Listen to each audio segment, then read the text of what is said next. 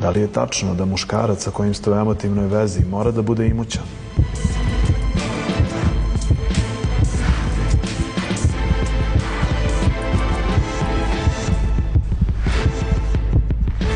Ne, naravno.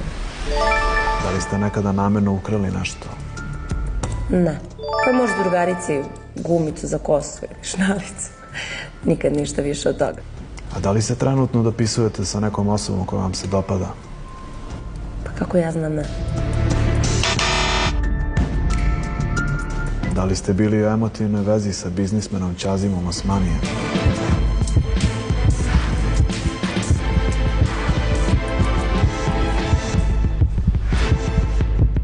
Ne. Nikad emotivno ništa nisam imala sa čovekom. Zbog tog poznanstva sam dosta propatila. Da li ste bili privedeni u policiju na informativni razgovor? Da.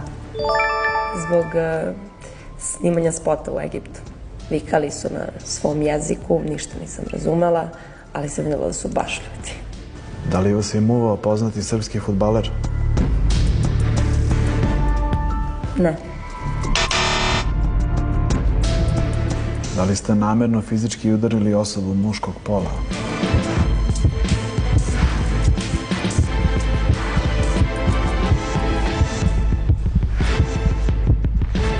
Da. Koga? Pa momka, naravno.